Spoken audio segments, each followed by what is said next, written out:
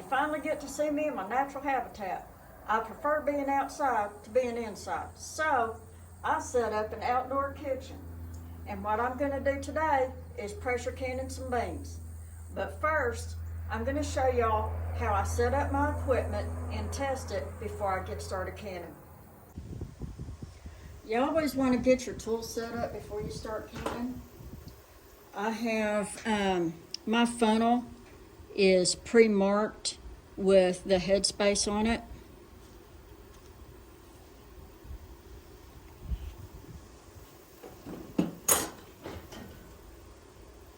The old aluminum funnels didn't have that. I've got my jar lifting tongs here. This is my magnetic jar lifter. And this gets the air bubbles out of the jars. That's this end right here. And this end measures your head space, but I don't use it.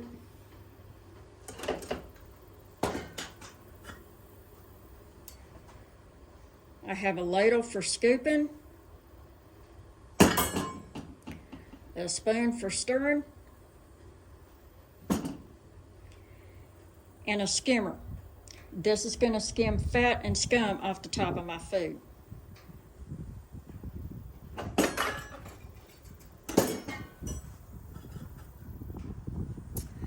When I'm canning outside, I keep my jars covered with a towel.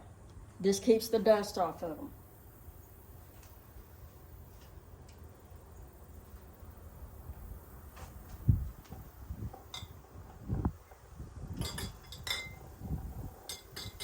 My jars have already been washed, and when you wash your jars, you want to inspect the rim for any cracks or broken pieces out of the top of it.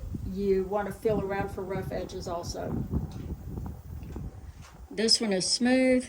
I don't think I have any that are cracked. And as far as the brand name, it doesn't matter if it's Ball or Kerr. Mason went out of business decades ago, and that's why Mason jars are collectible items, especially the blue ones from the Depression era. The blue and green Mason jars that are actually vintage are collectible.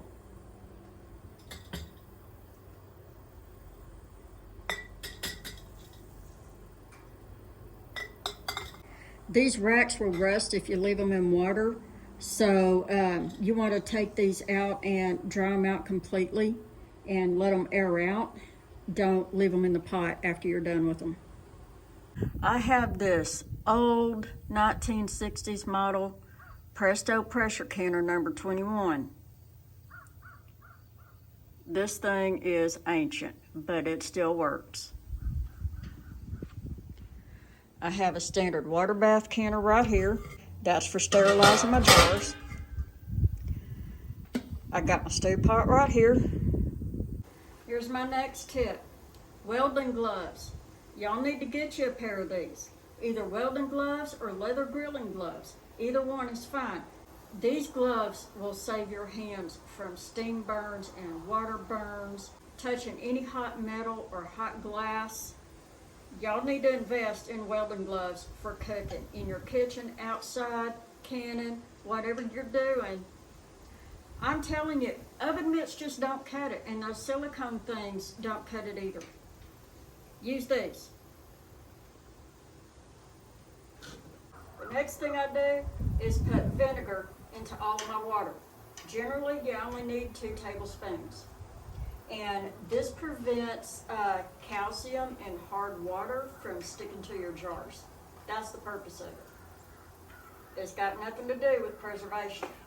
I keep my canning jars in plastic tubs with locking lids to keep bugs and mice away from them. But you never know what kind of bacteria is going to be in the air. And that's why we always sterilize our jars before we use them.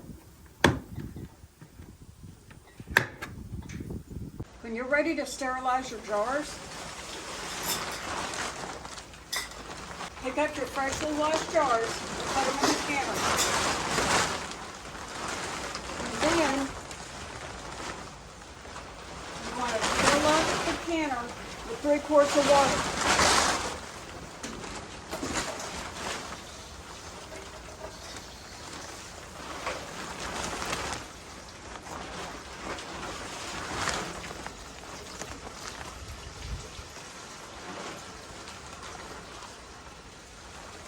I've already measured 3 quarts into this 1 gallon jug. That makes it a lot easier. And you also want to fill up the inside of the jars up to the level of the water in the pot.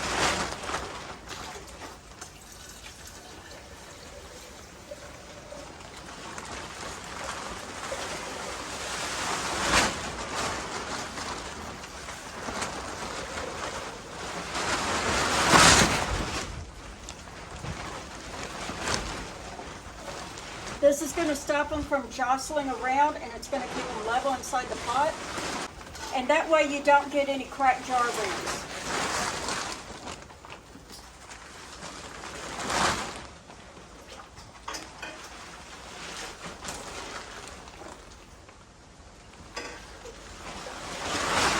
It's a myth that the jars have to be covered all the way to the top with water until there's an inch of water above the jars. That's for actually canning, when you're canning fruit or jelly. That's not necessary for sterilizing the jars because it's heat that kills the microorganisms and the bacteria, okay?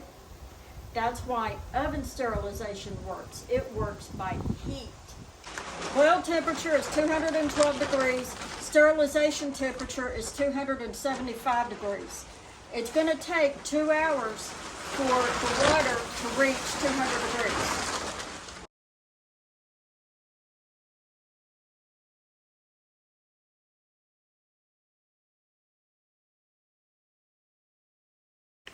Oklahoma wind doesn't play, y'all. I'm not sure if I'm going to be able to do this today or not. Well, folks, the Oklahoma wind did what it does. Day before yesterday when I started this video, the wind was at 18 miles an hour. The next day, it was sustained at 25 miles an hour, and it blew all day. It didn't stop. So I had to make a few adjustments. I put up this tarp. It's 20 by 10, I believe, and it covers the whole front side of the carport. And I left a little opening there so I can walk in and out pretty freely, and I have cinder blocks at the bottom holding the tarp down. So if you hear this thing flapping while I'm recording, don't worry about it. So now I'm on day 3 of this canning project just because the Oklahoma weather did not want to cooperate with my plans. So, here's another tip I have for y'all. Anything that you intend to can, especially if you're canning a meal like soup, stew, chili, anything in that category, you want to do it a day ahead of time. And then freeze it or put it in a refrigerator until the next day or whenever you can get around to actually canning, because canning is a really long process. I ain't talking about water bath canning either. That's easy. I'm talking about pressure canning. Pressure canning takes a lot of time. And over here I dropped my Coleman propane oven stove combination down on the ground. It was too tall the way I had it on the stand, and it wasn't level, so I had to drop it down on the ground, and I really prefer that because it's almost at my waist height, and it's a lot more comfortable that way. Here's another tip for y'all. If the wind is blowing the flame out on your propane appliances, take 2 lids off of plastic tubs and put them on either side of the appliance. I have a package of cake boards resting inside the lid of the oven to block it from the front. In real high wind, your flame might still dance around a little bit. It might go out or it might not. I can't guarantee this method. It just depends on your personal situation and how high the wind is and what direction it's coming from. You can freeze your soup in either freezer bags or containers. I've used both. I had these in the refrigerator and I've had these in the freezer. The extra benefit to freezing your soup before you can it is that it gives you the opportunity to get excess fat off the top of it, because that fat is going to rise to the top and you're going to be able to break it off before you can it. You don't want a lot of fat in your canning jars. After you get your jar started in the water bath canner to sterilize, you want to start reheating the food that you froze in the refrigerator. Start with water.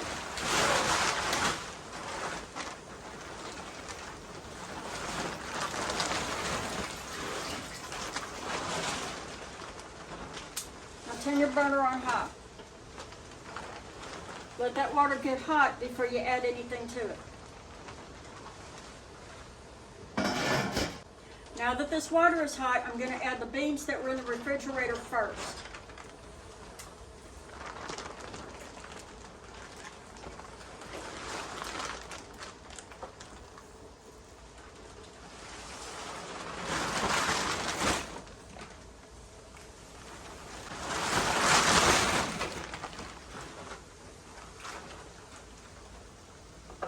Whenever you're pressure canning something, I add water to my beans to prevent them from getting too thick in the jar, because when you're pressure canning, it's going to release steam and air from the jar, and your beans are going to thicken up in the pressure canning.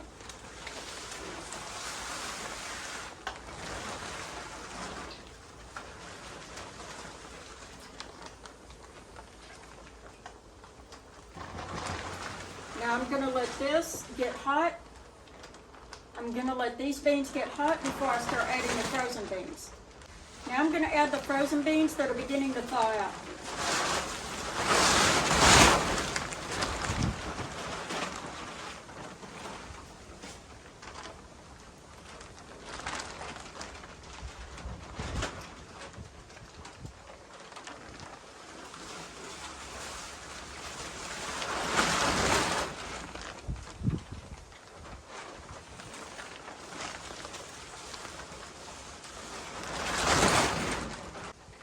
I'm adding one bag at a time because the ice in these frozen beans is going to cool down the beans that are already in the pot, and I want them to heat up before I add more beans to them. And I'm going to repeat that process until I have all of my beans in the pot and they're heated up.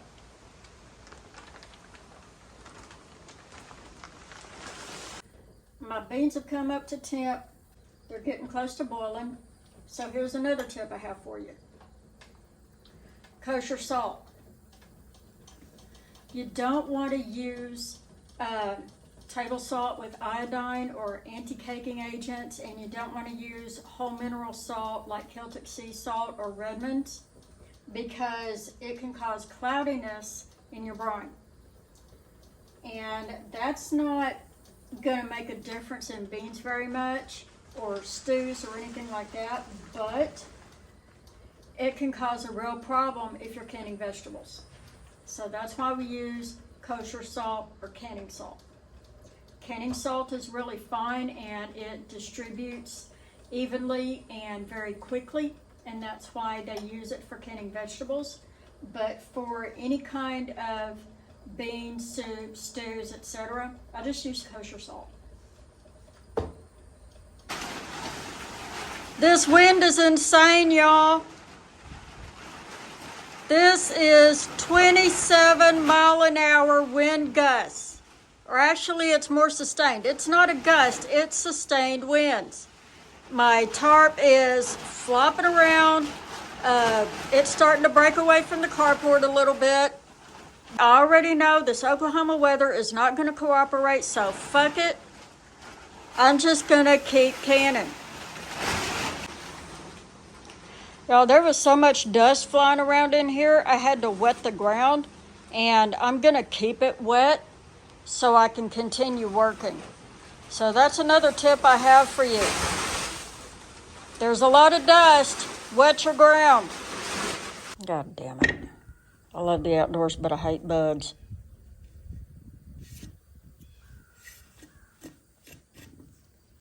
I'm going to show y'all how to lubricate this seal. First thing you have to do is take it out.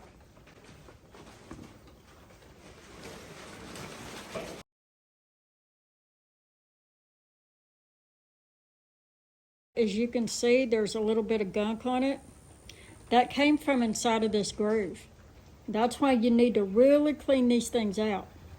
Every time you wash this lid, you have to take that seal out before you wash it to make sure there isn't any gunk inside of this groove.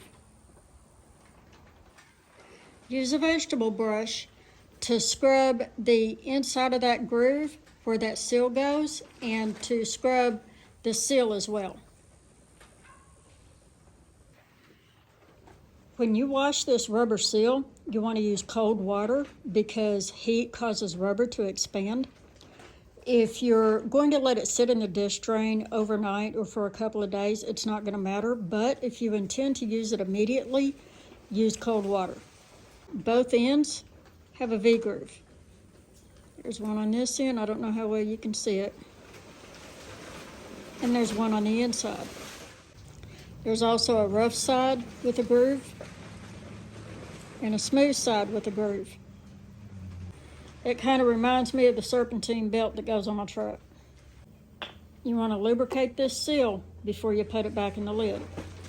So take you some classic olive oil or extra virgin or whatever. I don't particularly like the taste of this one, so I'm going to use it for lubrication. I mean, it's really green. It's not the light tasting olive oil that I prefer to cook with. So I'm using it to lubricate my seal.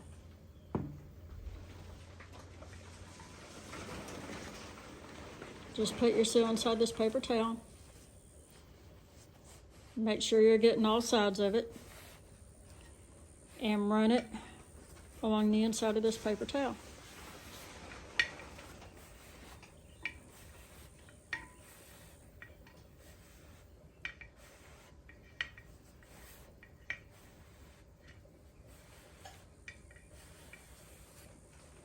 You're going to get a little bit of black on your towel from the rubber. That's normal. Next thing you want to do is put some olive oil inside this groove. You've got teeth right here and you've got this groove right here, and that's where you want the olive oil to go. This is going to prevent steam from escaping around your lid.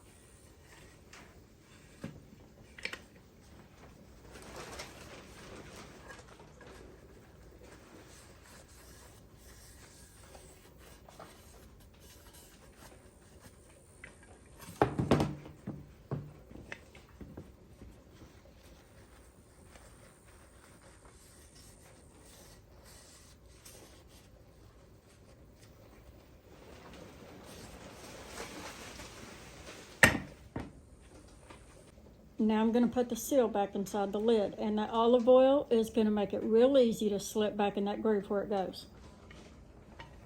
And it only goes in here one way, and if you're wondering, the rough side goes down, the smooth side goes up.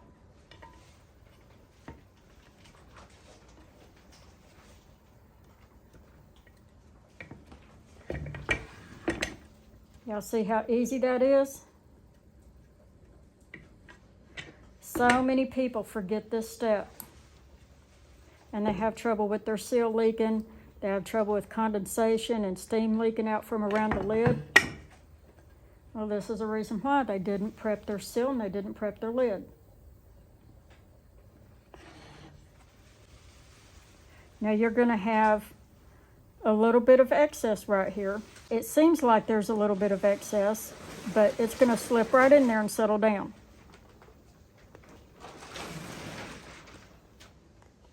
You see that? You do that and you shouldn't have any trouble. You always want to follow your manufacturer's instructions for your pressure canner, but I know for mine, it requires 3 quarts of water. I mark it with a Sharpie. That way I know if I've lost any water due to steam or condensation, I'll know how much water to add back to it. That's the next tip I got for y'all. And this basket right here, it tends to get rusted. You never want to leave your basket or your tray inside of the canner with water, or leave it inside the canner at all. You want to take it out immediately after you're done with it and dry it out. Wash it and dry it real good because it will rust. And they sell, I buy rust remover at Walmart in the automotive section. It's a gel, or you can use the Lime-A-Way. It's phosphoric acid. It's the same thing. And this pot was so bad, I had to fill it all the way up with water and rust remover and Lime-A-Way to get all of this crap out of it, and it cleaned it out real good. I didn't have to scrub any at all. My canner water has almost come to a boil. My beans are done. I turned them down to medium. My jars are sterilized. Now I'm going to sterilize my lids and my bands.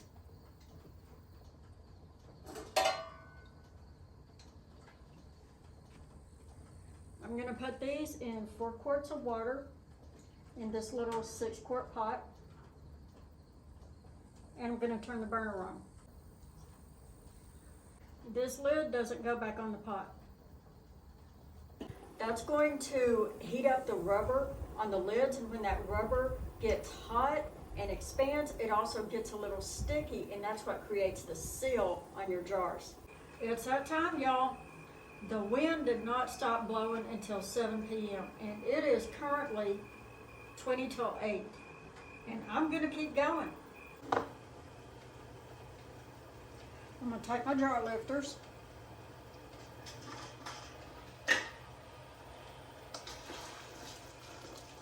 And I'm only lifting out 1 jar at a time. The rest of the jars are gonna stay in this hot water.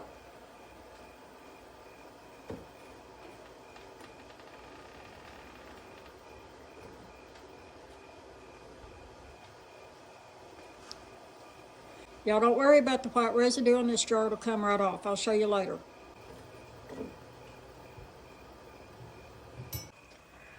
Now, when you're canning beans, stews, meat, or anything else that has meat or any kind of protein in it, you need to leave 1 inch of headspace. And on this funnel, that's the very bottom of the funnel.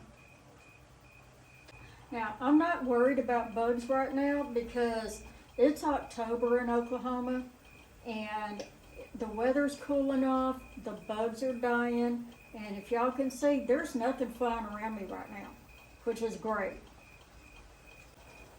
Now, into this hot jar, I'm gonna ladle my beans.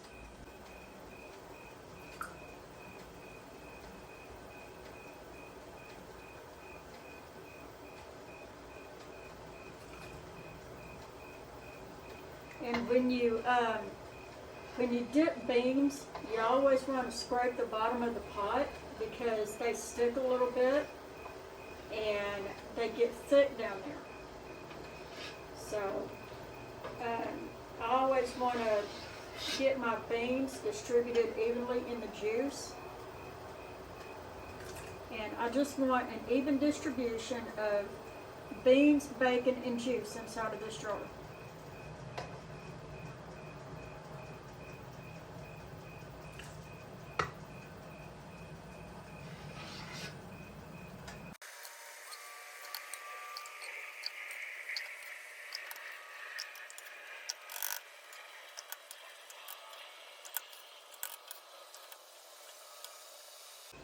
Right there is where I want to stop, right at the bottom of that funnel. Don't go any further. Now let that jar settle for a little bit. Just let it rest a minute because it's going to have probably some air bubbles. Give those air bubbles a chance to come to the top of the jar. You don't have to stir it up. You need to stir vegetables and pickles when you can them, but you don't need to stir stews and soup so much. Just let those bubbles rise. See, right here you can see the bubbles that have come to the top. You just want to let that natural process happen. Take a shop towel or a paper towel and put some vinegar on it and wipe the edge of that rim.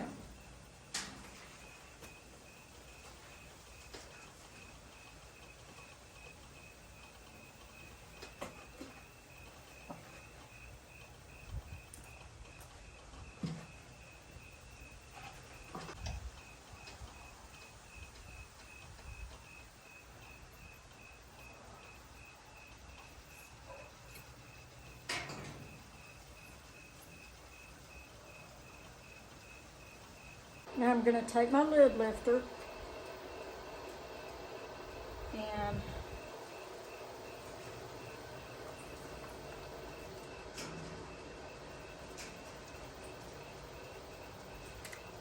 see that? This is how I use this. You don't touch the part of the lid that goes on the rim. You only touch the outside of it. Shake the excess water off of it a little bit and put it right down on top of that jar. And leave it there. Don't mess with it.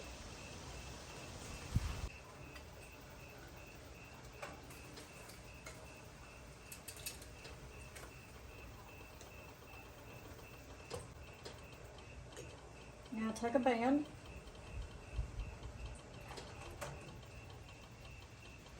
Shake the water out. Put it right over the top of the lid and just let it rest. Put your finger on that lid, push it down, and guide that band on gently. And once it goes on, just turn it, and if it's still not right, there it goes. You have to play with it a little bit, but you have to make sure that lid doesn't move. You get it finger tight. But what that means is when it stops turning, you stop. That's it. Don't torque it, don't tighten it, leave it that way.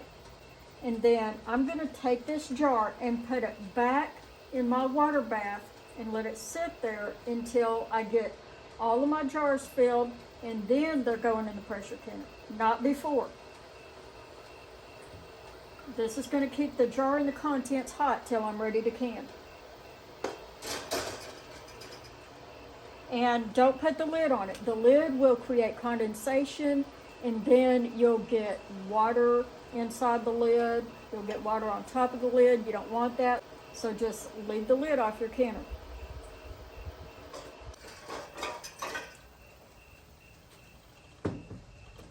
It's okay to pull them out and re-inspect them. That's the reason why I see this one isn't on there all the way. So I'm doing it again. And that's okay. That's why you want to put these in the water bath first, so you can re-inspect your lids and your bands and make sure they're right.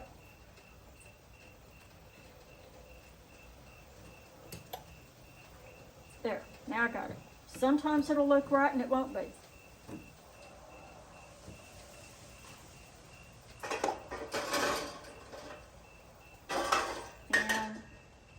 When you pour the water out of your jar, be careful not to slosh any of that water on a jar with a lid on it.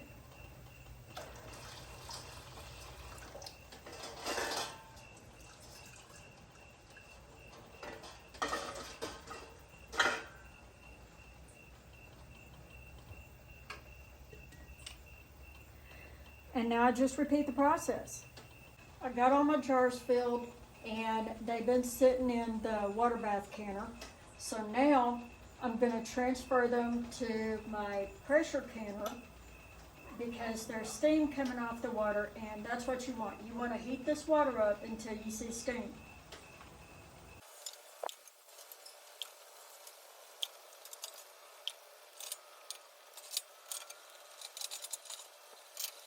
This is what they look like. I'll give you a close-up. You see where the water is? You're not going to have water all the way up to the top of those lids. That's water bath canning, not pressure canning. Pressure canning requires steam. Now I'm going to put the lid on my pressure canner.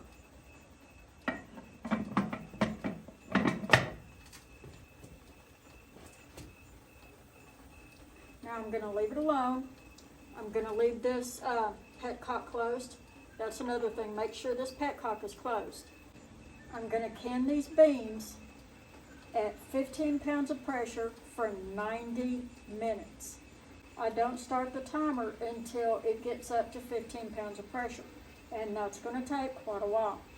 This petcock works by releasing steam when it gets over 15 pounds. Don't release it by hand. That's another common mistake that people make.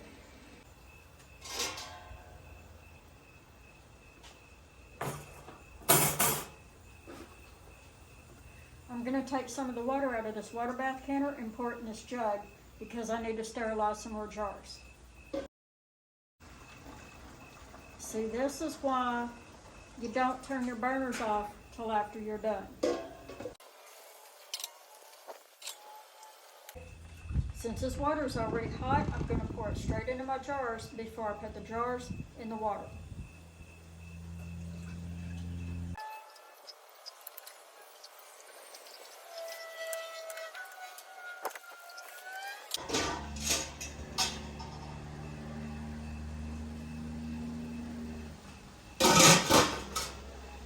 This is what I have left of that pot of beans.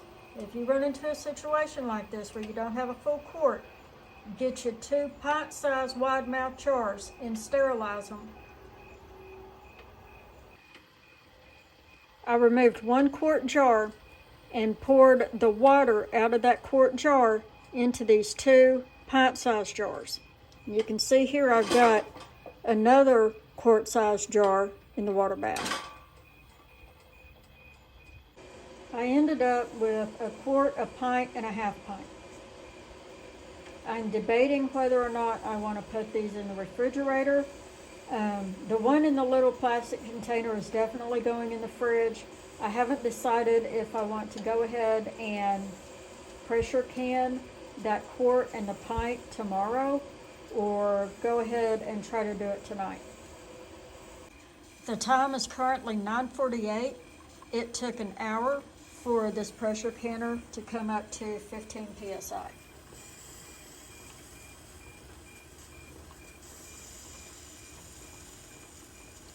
And right there is where you want it.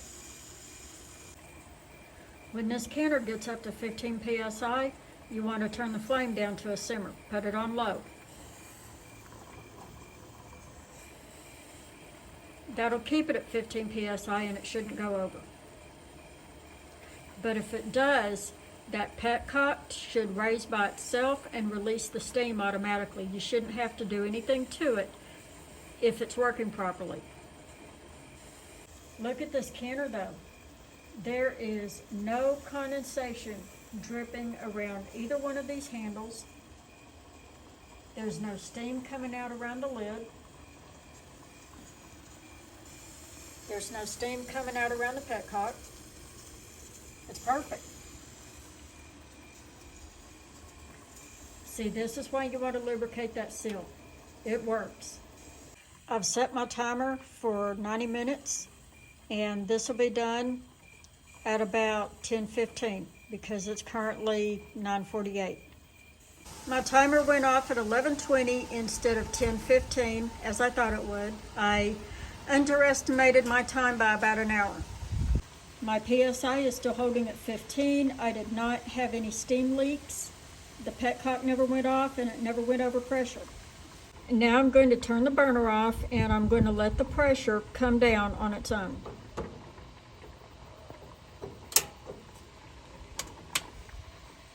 And I'll let you know how long it takes for the pressure to decompress. This is day 2 of my canning project. Yesterday it took me 11 hours. I started yesterday around 11 or noon, and I didn't finish until after midnight. And it was mostly because I was having to fight the wind. Today there's no wind, thank the gods. That is such a relief. 2 days of absolutely hammering wind was enough. I've started all of my pots boiling, and I started that also at noon, and it is now 3:22. So basically, what I'm doing today is I'm gonna finish up these beans. These are the ones that I didn't have time to process last night. So I put them up in the house, and I brought them back out. I'm gonna show you the ones that I finished last night also. These are the jars that I finished last night. And if you'll notice, it looks like scum, but it's fat. Okay, this is the fat at the top of the jar. There are still some air bubbles inside of it. There's some air trapped down here at the bottom, but that's okay because these jars are sealed. You can always tell when a jar is sealed because it's gonna have a kind of a concave shape to this lid because the air releasing created a vacuum and it sucked that lid down. And you can also tell by tapping it. It makes a particular sound when you tap a sealed lid versus when you tap an unsealed lid. So you can see there's this little bit of a divot right here in this lid, and it's not pushed down. And it makes a different sound. You hear that? Versus this. That's another way you can tell. And you don't have to pick these lids up. I've read advice on the internet, and I've seen it in other videos. They tell you to pick up the jar by the lid. Don't do that, because there's always a chance that you could accidentally break that seal because these jars are heavy. So just do the tap test if you're in doubt, and that'll tell you whether or not the lid is sealed. Now, if your jars have any white residue on them, these don't, actually, I don't think. All you have to do is wipe it off with a damp cloth, and it'll come right off. I think there's some right there. It's not a big deal. And that's all you have to do. I'm going to show y'all what to do when you have a few extra jars left over that didn't make it in your first batch and you need to put them in your second batch, but you don't have a full pot. I'm going to show y'all how to deal with that. But first, I need to heat these beans back up. And that's going to be a lot easier using a small saucepan. It's not going to take near as long for them to heat up.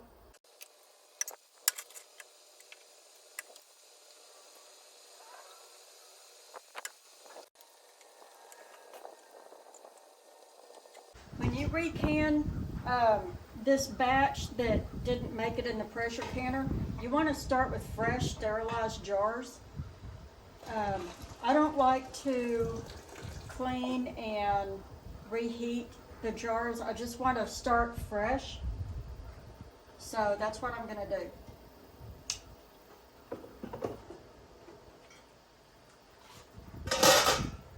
I will go ahead and clean the jars that I used and reuse them in a different batch, just not this one.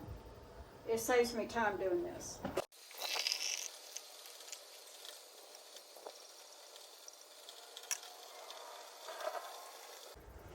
The amount of soup or beans or whatever that you had initially in the first jar, after you heat it up, it should fit in the second jar.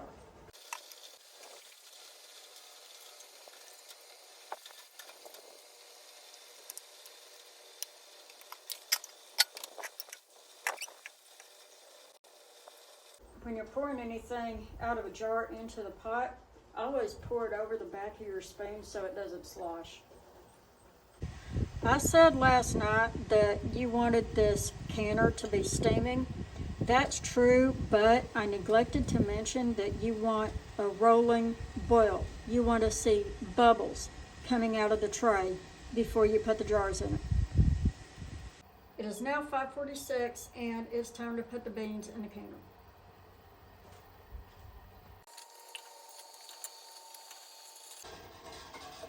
Now this is what I want to show you. If you only have a few jars and you don't have the full 7, you can use water to take up that space. Long time ago, we used to can water and put it up for winter in case of emergencies. That was a time before bottled water became common. I actually remember my mother, my grandmother, my great-grandmother all getting together and canning water and putting it up for the winter.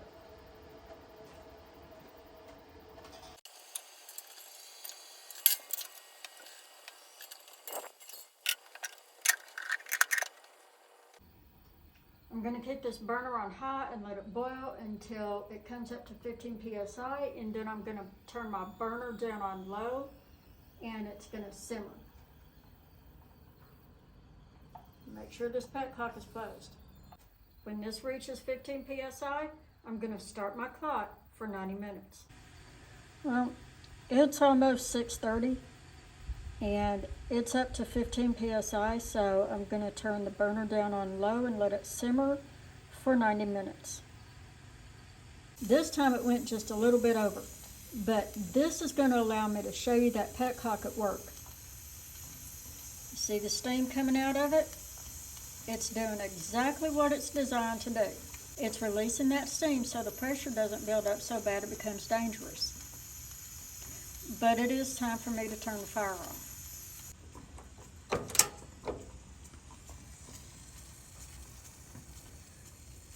Now it's going to drop pressure on its own, and that's probably going to take about 30 minutes to an hour.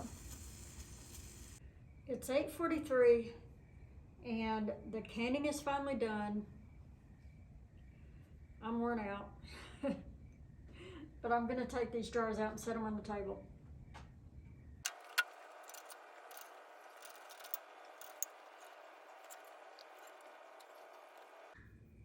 I'm going to show y'all something that might be a little bit concerning. There's a ring of rust around the outside of this jar, and it's on all of them. All of these jars have a ring of rust around them, but don't worry because it will come off. All I need to get is some phosphoric acid and scrub it off with a sponge. This canner also has a ring of rust around it, and it's from the basket. The basket has rust on it, and so does the tray. See, this is what I've been telling y'all about these baskets rusting. These jars seem to be processing really well. I've been hearing some of the lids popping. I hope this batch will go ahead and seal. If not, if a jar doesn't seal, I'll just give up on it and put it in the refrigerator. The time is currently 9 o'clock. I'm finally finished with my canning project. I canned 9-quart jars of beans plus 1 pint. I'm going to show y'all how I get the rust out of this pot. You see how bad it is? I'm going to clean the rust out of it with CLR. It's day 3, it's cleanup day, and I've got a big mess in this pot. There's a lot of rust in it, and I'm going to use CLR to get it out. CLR, Lime Away, and rust remover that you get in the automotive department at Walmart is all the same thing. It's all phosphoric acid. It doesn't matter which one you use. You do want to wear gloves. Phosphoric acid is hard on your skin.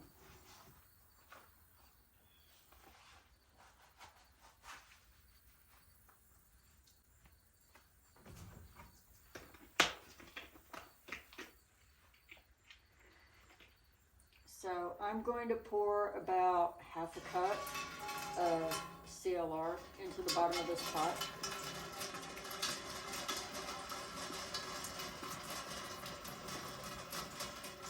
I don't bother measuring it.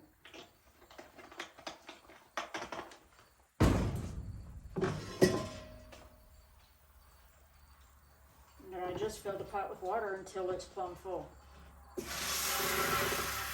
It won't hurt to let a shower head soak in this stuff because that's what it's for.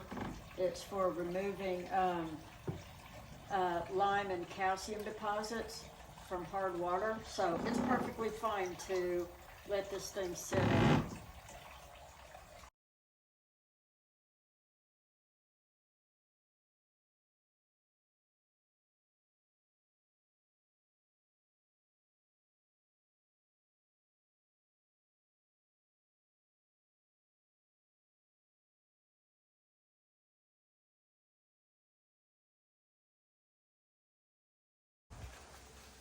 Okay, this basket is clean now, or it's as clean as it's gonna be.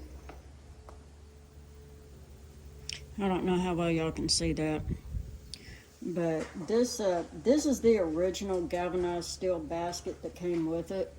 I'm gonna try and find a non-rusting basket to replace it with because I'm getting tired of this thing rusting out my pot, and I'm getting tired of cleaning it.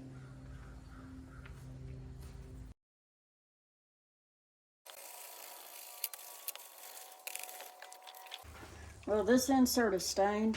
It's not going to come clean. So I'm just going to clean it up as best I can. I had to spray rust remover inside of this pot to get the rust out of it. The CLR wasn't strong enough. And I scrubbed it real good with the brush, and now it's clean.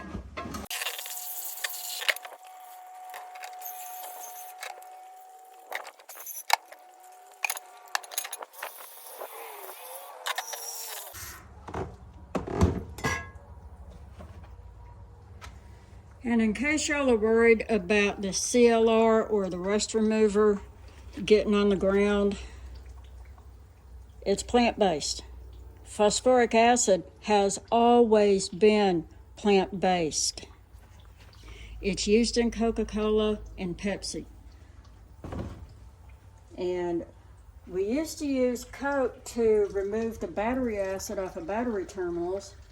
And a long time ago, the transportation department used to use it to remove bloodstains off the highway. So there's a little bit of trivia for you.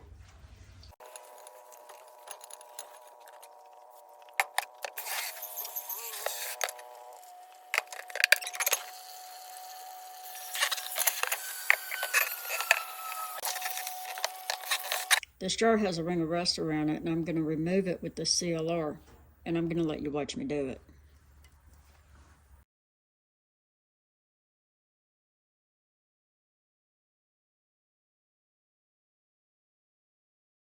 These jars have been sitting in the CLR for a good hour. I got a Brillo pad, dip it in this water, and this rust ring has softened up a little bit. Now watch it come off.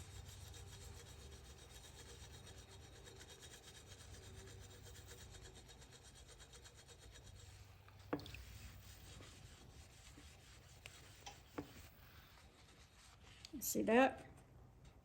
A little more scrubbing and the rest of it will come off too.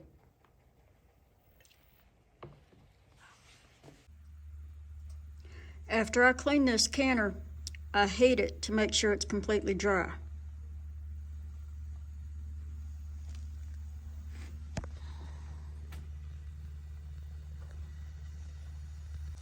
I treat it almost like it's cast iron. There's one more thing I want to show y'all. Get you one of these applicator bottles off of Amazon. I think I bought 25 of these, but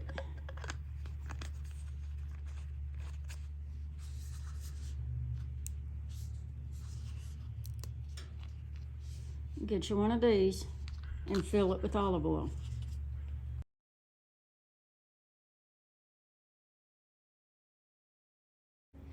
I actually forgot I had these. So here's what you do. You squeeze a little bit of olive oil on this seal.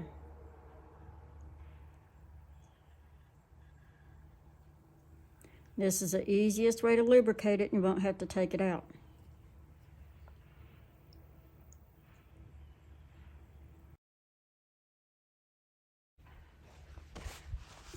wipe up any excess with a rag. And you can rub it in with your finger if you want to. That'll help the rubber absorb it.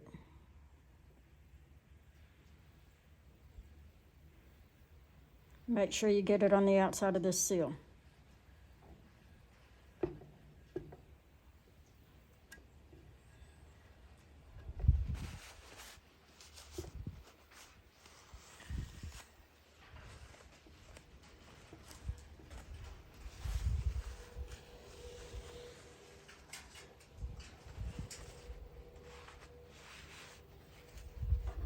Same thing for the inside of this rim.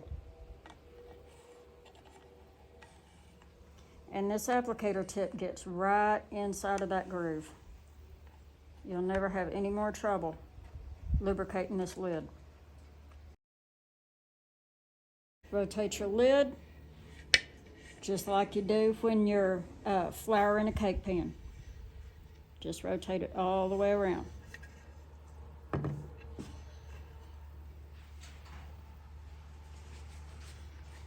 And turn it over like this and get the excess.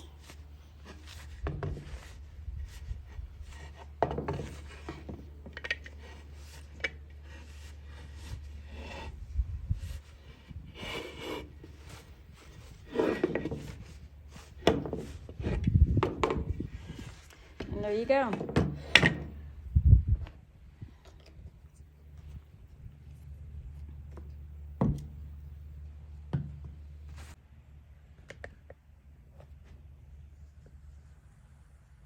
Well, folks, I'm done with the bean canning project.